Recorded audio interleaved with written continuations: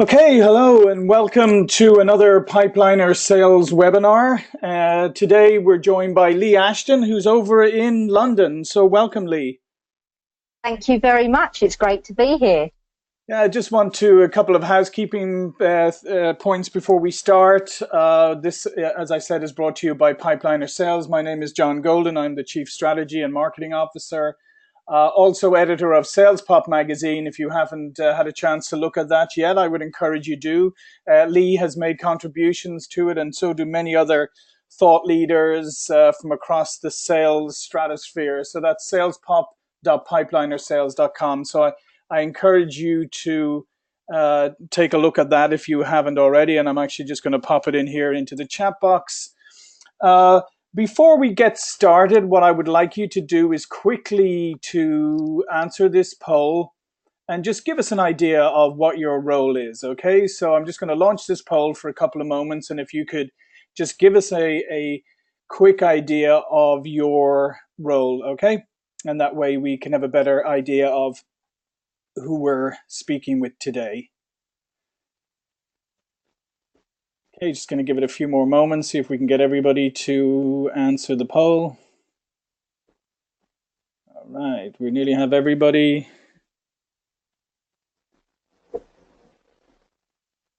All right, I'm going to close the poll and then we can have a look at the results quickly. Okay, so there's the results. 40% sales leader, 20% salesperson, and 30% executives, and 10 others. Okay, so that gives us a good idea of who we're talking with today. The other thing is, don't forget in the chat box, there's a chat box, but if you can see the question box, which is further up your screen. If you have questions during the webinar, please go ahead and type them in there, and I will interrupt Leigh and ask the questions at the appropriate moment. And if you want to hold questions to the end, that's fine too, but we want to make it as interactive as possible. Okay, so with that, let me a quick introduction. Leigh Ashton is an author, speaker, trainer, and coach, and founder of the Sales Consultancy. As I said, she's based in London. Tremendous amount of experience working with salespeople and to incorporate psychology to make positive changes in attitude and approach and boost their sales.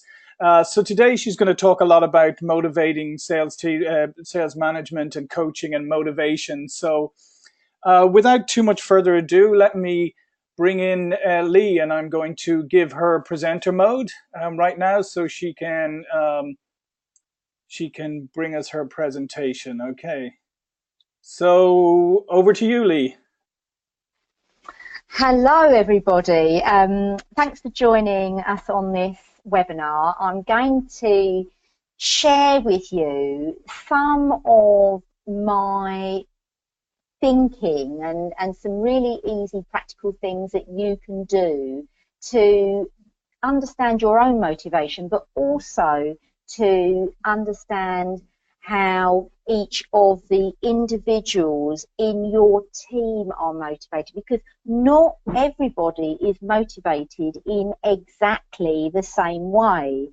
And it's one of the biggest mistakes that I hear and I see sales leaders making, and that is trying to motivate their team in the same way, sending out group emails to their entire team, which may work for half of the team and actually could really upset or demotivate the other half.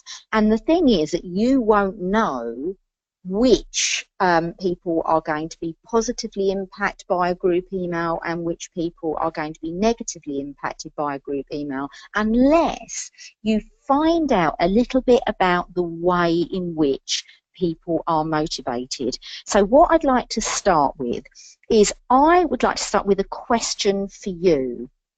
And this isn't for you to ponder on and think about. I'm just going to give you a few seconds between each of my questions. And this will help you to identify the way in which you are motivated in your job. So all ready? Rightio. The first question is this. What do you love most about your job? So just either jot that down or think it in your head, whatever it is. What do you love most about your job? Now, in respect to that response, why is that important to you? Whatever your response was, why is that important to you? And just make a mental note or jot down the answer. And whatever that answer is, why is that important to you? So whatever your second answer was, why is that important to you? And finally, whatever response you gave that time around, why is that important to you? So you'll have the initial response to what do you love most about your job, and then 3 responses to why is that important to you. So what you have just identified is the way in which you are motivated in the context of your job.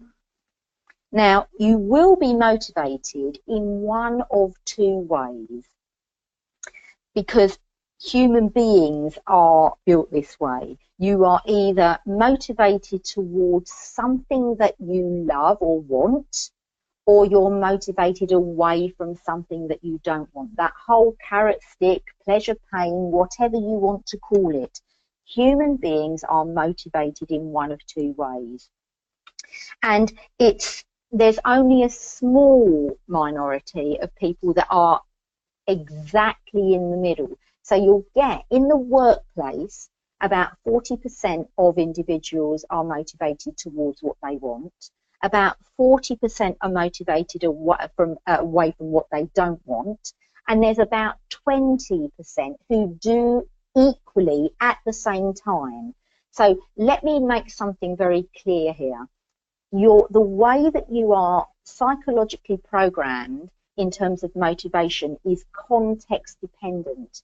So what I mean by that is that you can be towards in one context, say for example in your job or in sales, and you could be away from decorating. You know, there are a number of different contexts here, and in order for you to be the 20% in the middle, you have to be doing it in the same context. So my guess is, and my experience of 21 years of doing this, is that you'll probably be at one end or the other, and less likely to be in the middle, although you could be one of those individuals that are. So how can you tell from the responses that you gave what your preference is? So let me just firstly say, the language that you use is indicative of your preference.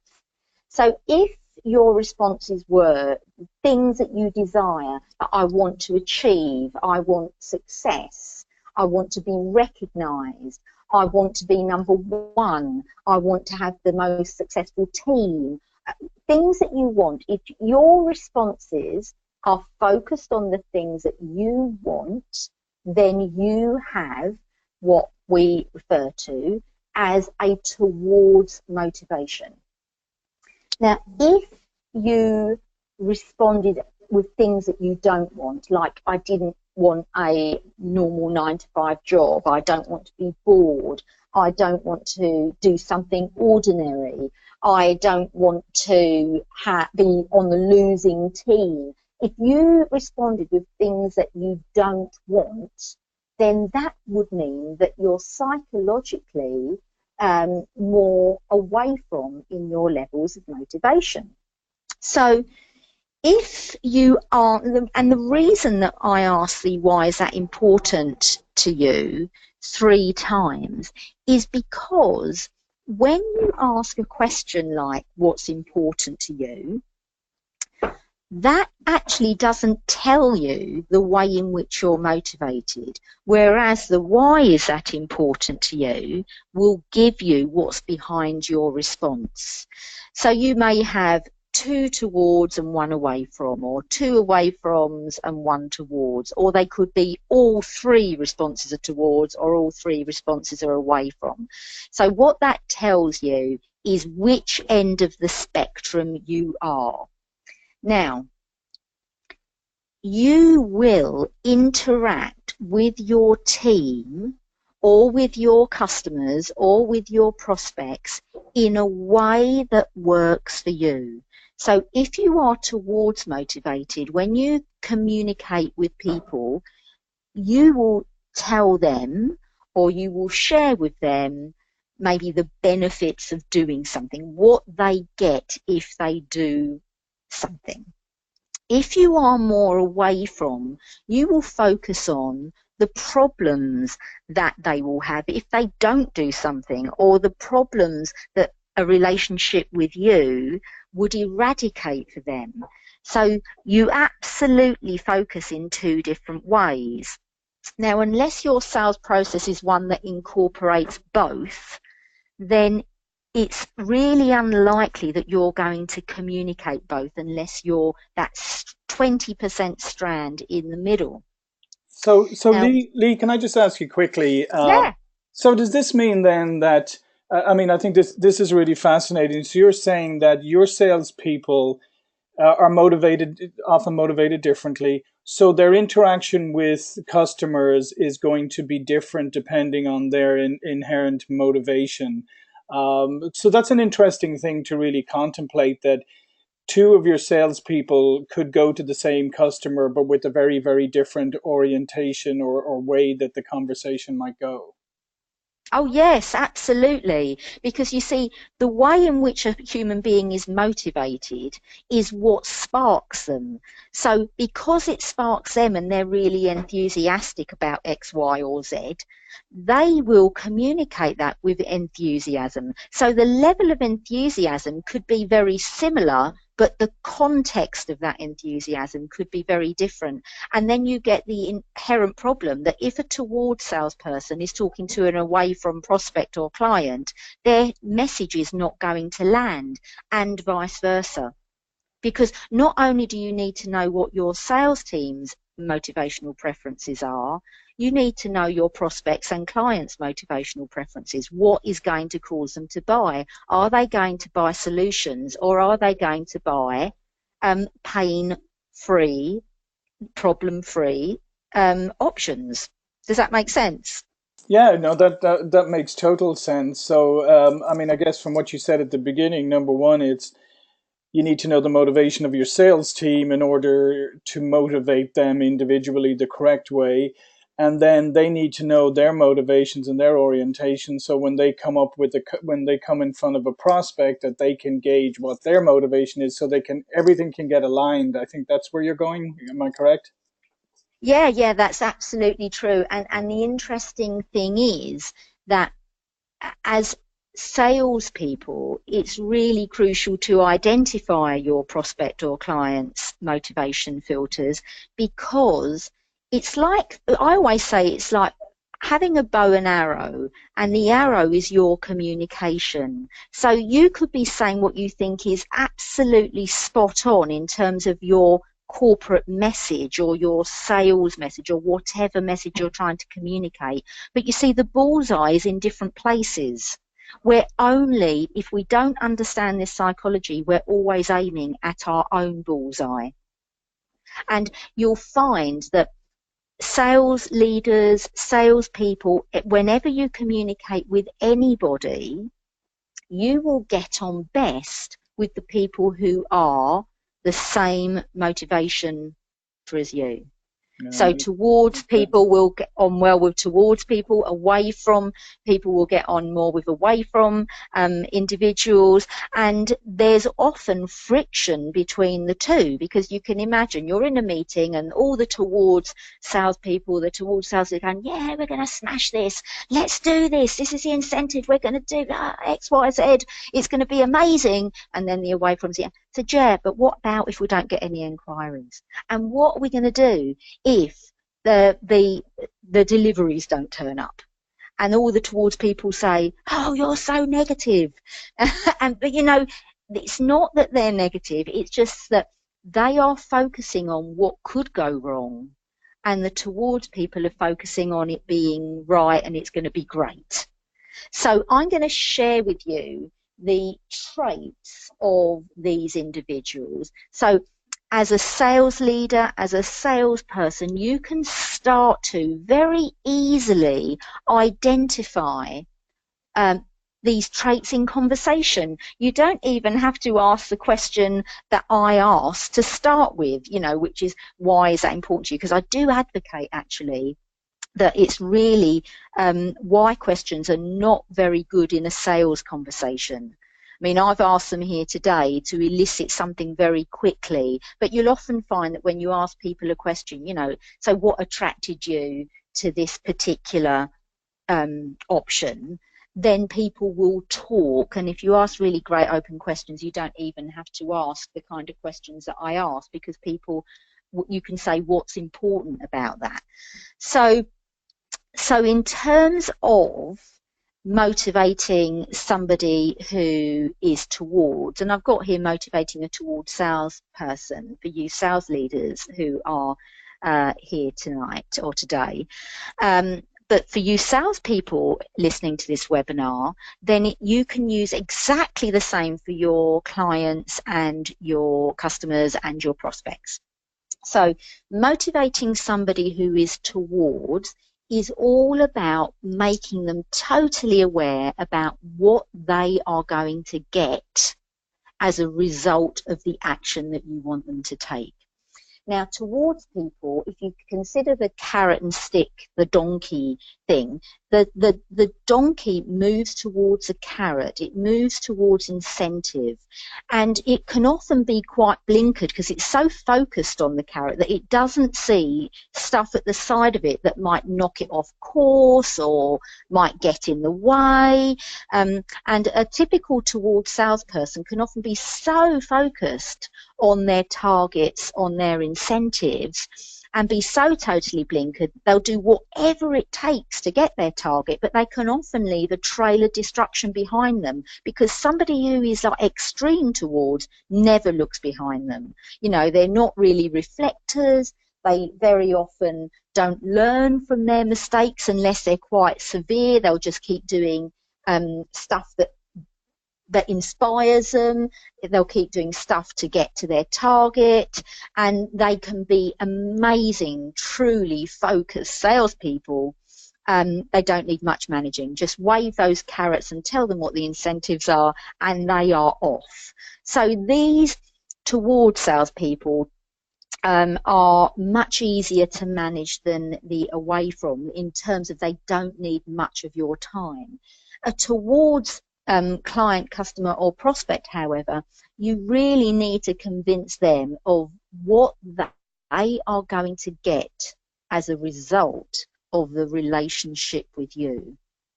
So you can talk about what your product's going to do, but if you talk more about what they personally are going to get out of the relationship, then that is going to be so much more inspiring for them. That's going to make them much more motivated to listen to you, to talk with you, to discuss what the options are. So when you're talking with somebody who's towards, you need to be using their language. You need to be saying, this is what you're going to get, this is how it's going to roll out, this is, imagine this in the future, because they're always forward thinking. So in terms of those global emails that so many sales leaders send out, if you're sending out a towards email, then you will only be motivating your towards people. If you are sending out a towards proposal, you are only motivating your towards prospects. If you are sending out a towards message to your customers or clients, you are only going to connect with your towards clients or customers. So my advice is always, for if it's a group message, to incorporate towards and away from messages. I'll go on to the away from traits in a moment. But if even better is if you could have two banks of emails, emails that you send to your towards guys, emails that you send to your away from guys, so that it can be really it can really relate to them and they can relate to the email, and it will mean so much more. It means that your arrow of communication is going to hit their bullseye instead of yours. So if there are any questions on the towards, if there's not, I'll go on to the away from. Yeah, just one quick question, Leigh. Look at this in terms of recruiting. When you go to recruit salespeople, are you naturally looking for towards people, or are you looking for a balance of towards and away from? I mean, do both of them bring different advantages to the table? I mean, are there some, as you say, I mean, there's away prospects and clients that those people are perfect for, and maybe towards aren't. So if you were recruiting, how would you balance out which type of person you're looking for? I think that it depends on the product or service that's on offer, because somebody who's towards is going to be much easier to manage, and probably in terms of getting sales, it's easier because sales is a very towards driven industry, and will probably take less managing. But if you want somebody who is more of a problem solver, if your business is more about problem solving and you want people to focus on not getting things wrong and doing all the paperwork that a salesperson generally doesn't really like to do after the sale, then you might go towards and away from. Now, people often think that towards individuals make better salespeople, but actually that's not entirely true. Two of the best salespeople I've employed in my 30 years of selling have been away from, because they so didn't want to lose their top slot, or they so didn't want not to have money. As long as you know what the motivation is, so if someone's away from, what are they moving away from, then you can really ramp up that motivation. You can ramp up anyone's motivation as long as you know what their psychological preference is. Perfect, thank you. So let's have a little exploration into motivating and away from. Now, somebody who is away from, if you take the donkey analogy, they are frightened of being hit by the stick. So that will prompt them into action because they don't want their sales manager giving them a hard time for not getting their figures. Also, they don't want to be at zero. They don't want to be bottom of the list. They don't not want to have enough money to live on, or they don't want to not be successful.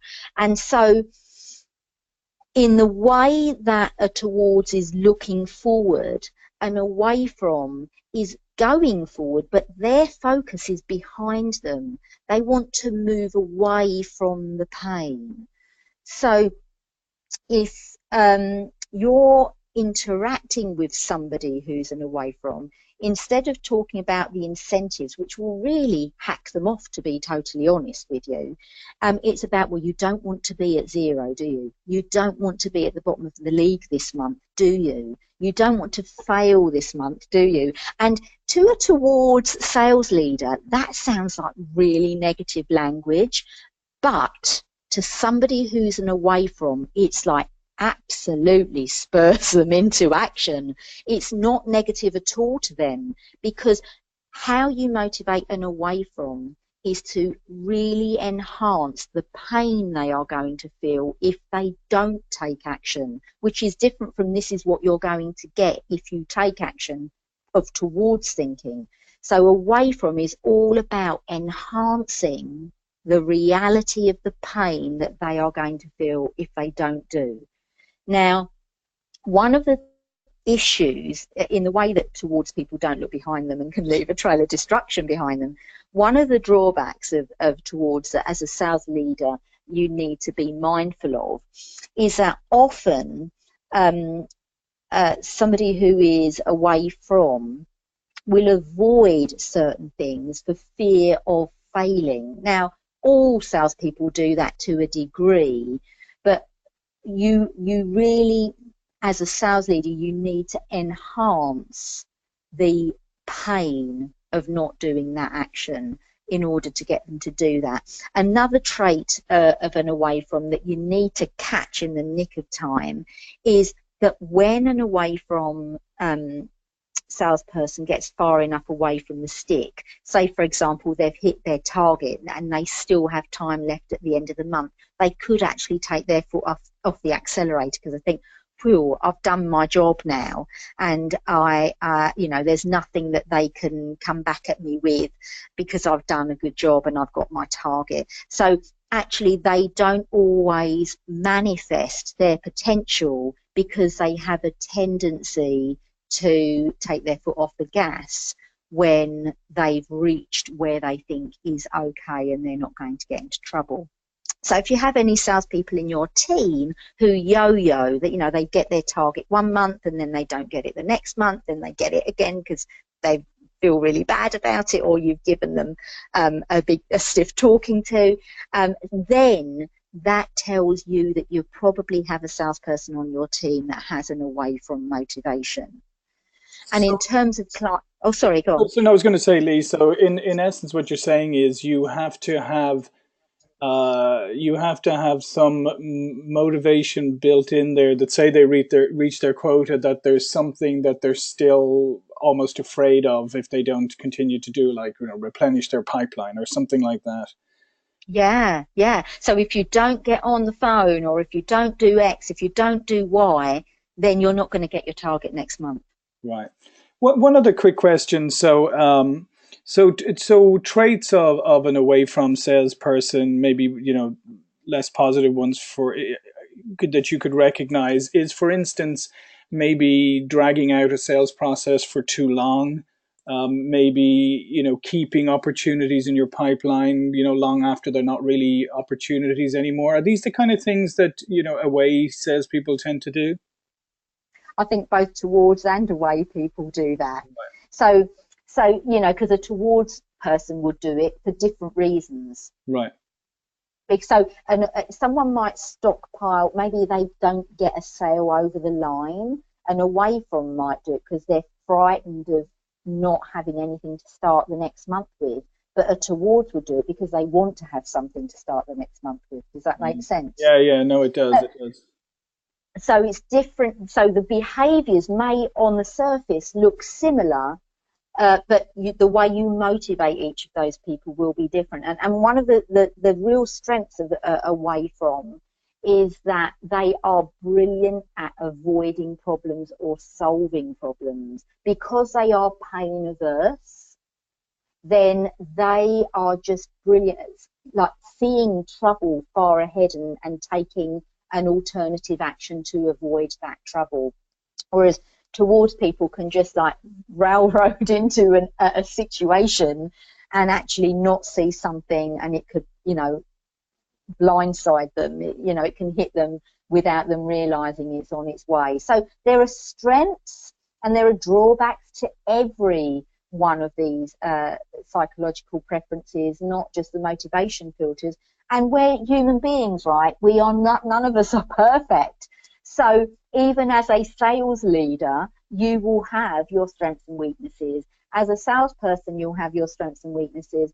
And the way in which you communicate with others, even if this is the only psychological filter you learn about, then the more you use their language, if you're talking to an away from client, stressing what pain they could potentially feel if they don't do something about the situation is more likely to motivate them than telling them about how amazing the solution will be. That's great. So what are some of the ways, if if people on the call today on this webinar, if they go back and start looking at their sales team, how can they start to differentiate between the two? I mean, there's probably some that are very obvious. There's that guy who's super positive, super motivated, runs straight ahead, always on the go. Not the greatest at planning, but is always running towards his target. And then on the other extreme, there's always that person who is looking at every exception that might possibly, and every obstacle that might possibly come up. So how do you motivate the people who are less obvious, or how do you identify rather the people who are less obvious? I think that for me, it's really about the language they use. The language is the biggest giveaway. Listen to your salespeople, clients, prospects, customers. Do they tell you what they want, or do they tell you what they don't want? And it's really obvious. If you think about people around you, all of you, think about people that you know around you. What do they say? Do they tell you what they want, or do they tell you what they don't want? And you'll probably notice that the ones that are of a similar preference to you are the ones that you like engaging with most. And the ones that are the opposite, because to and away from a towards person is like mindlessly goes forward without even thinking about stuff. But there are lots of other psychological preferences. And I'm not talking about the others this evening, or sorry, it's evening in London. I'm sorry if you're listening in the US. It's because there's like proactive and reactive. There's extrovert, introvert. There's lots of different things that could be influencers in a way a salesperson, customer, prospect, or client thinks or acts. But in terms of motivating somebody, this is it. You either are going to move them towards something they want, or you take them away from something that they don't want or could potentially hurt them. And it is always about the language. Listen, think about it. You don't even have to go and ask any questions. The people that you know around you, think about your boss. Do they tell you what they want, or do they tell you what they don't want? Because it's super easy when you realize what you're listening for.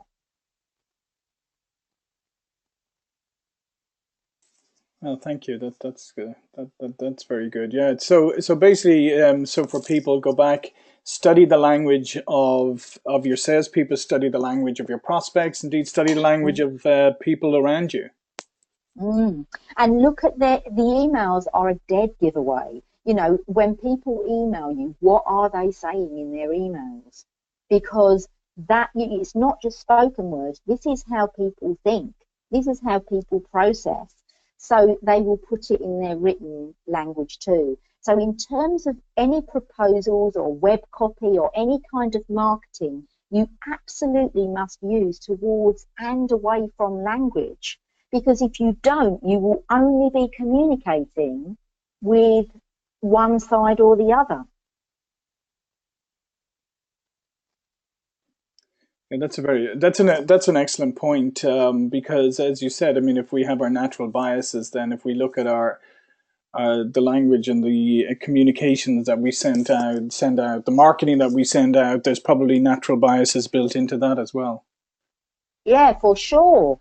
Because like I said earlier, we are always firing that arrow of communication at our own bullseye unless we understand that people have their bullseye in different places. Right. So I'm going to open up the webinar to questions now. So have we got any questions on the board, John? No, we have answered those, but if people have questions, if they'd like to raise their hand, we'll even let you ask the questions yourself. We'll take you off mute and you can ask the question. Wow. So if anybody has a question, raise your hands. One thing I have while we're waiting is people formulate their questions. One question I have is, okay, so if you've got these two different types of salespeople and you've got two different types of prospects, and are there is there ways of, like, when you work with people, do you look at maybe segmenting the sales force and maybe saying that these salespeople are better in these situations, or so maybe a lead that comes in is a better suited lead to this type of salesperson than that type of salesperson? You could do that. My only concern with that is you don't actually know whether the prospect or, well, you would with a client, I guess, because there'd been some interaction. But if there was a prospect, until you go and have that discovery session, until you ask your open questions to identify their situation, it's difficult to know until that has been done whether they are towards or away from motivated. And by that time, the salesperson has already gone and started the relationship. But I do think that, especially if you're selling to larger organizations, that the person that you meet may be one preference, i.e. towards, but then they are going to communicate with people in their business and engage people for feedback, or maybe there'll be a variety of people involved in the decision to buy who actually could be the total opposite. So I think it's really crucial for every salesperson to be able to communicate with both towards and away from. And whilst you might get certain salespeople who are better suited to certain clients for other reasons. So, for example, if you have a very detailed client, there's no point in putting a big picture salesperson with them, because they're going to both be frustrated as hell with each other. Mm-hmm. So in context like that, I think it's very sensible to match the salesperson to the client. But in terms of motivation, every salesperson, every sales leader, every person on the planet should be able to communicate with people who have the two different motivation filters. Here's a question. So many people. One of the things that is always a problem is self-awareness, right? Mm-hmm. It's a human issue that a lot of people have, that they're not always aware of what they're really like. Mm-hmm. They perceive themselves differently. So, how do you, as a sales leader, for instance, how do you help your salespeople become aware of which type they are? Because it may not be obvious to them, to this individual salesperson themselves. Yeah, none of us can be our own therapists, Hmm. and that's where a sales leader really earns their crust.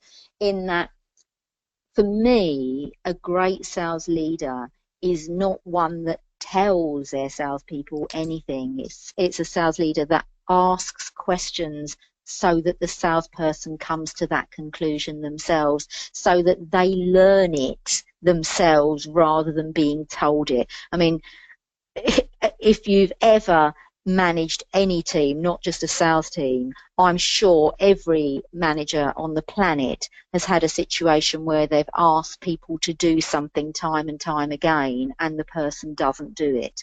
And you think, is it me? Is it them? What the bloody hell's going on here? Because they're not doing what I asked them to do.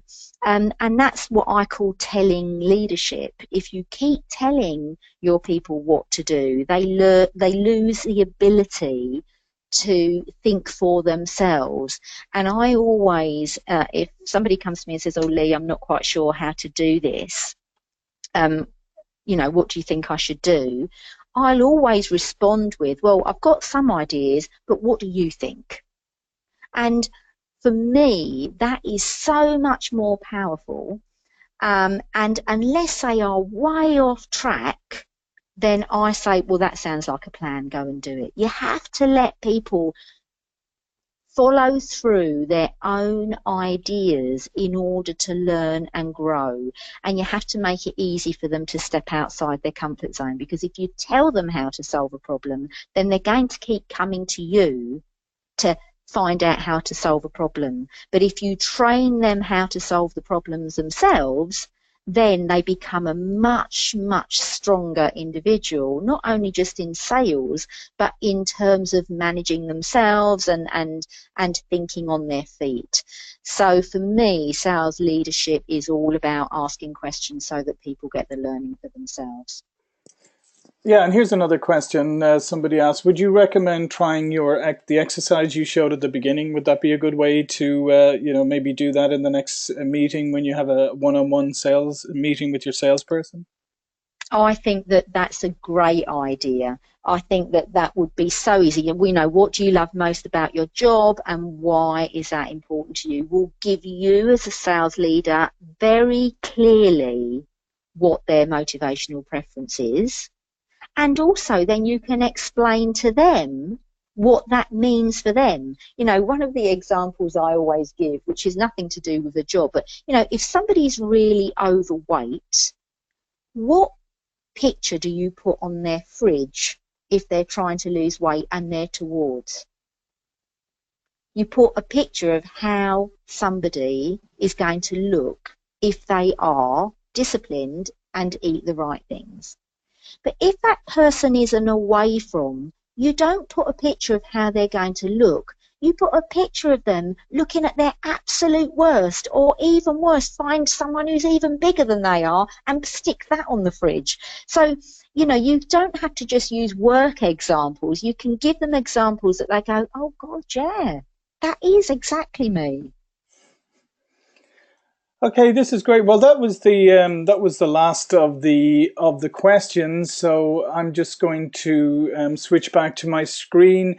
And in the last couple of moments, Leigh, why don't you tell people how they can get in contact with you? Oh, thank you, John. Well, you can contact me either at the sales consultancy, which is sales-consultancy.com, or if you are a small business owner, you can get me on sasudi.com, which is our small business brand. And you can also find me on LinkedIn and Facebook and Twitter and Google Plus and all of the other places. So if you Google Leigh Ashton, you'll find me somewhere. And it's Leigh, Leigh, by the way. Yeah, and listen, thanks, Leigh. This has been fascinating today. I mean, I've learned a lot myself, and I'm going to start going around now and figuring out who are towards and who are away people, and drive everybody crazy for the next couple of days. Again, this is brought to you by pipelinersales.com, also SalesPOP, which is a free online sales magazine that's available to everybody. Leigh's a contributor. I would encourage you to take a look at that. This recording will be on there in the next day or two. So again, I want to thank everybody who joined us today and say particular thanks to Leigh. This was fascinating, and we'll see you all again soon for another webinar in the not too distant future. So everybody have a great day, have a great week. And again, thank you, Leigh, for your fantastic insights. Yeah, you're very welcome. Thank you. And guys, if you think of any questions, then feel free to forward those questions to me and I'll be happy to answer them. All right. Thank you. Bye now. Bye bye.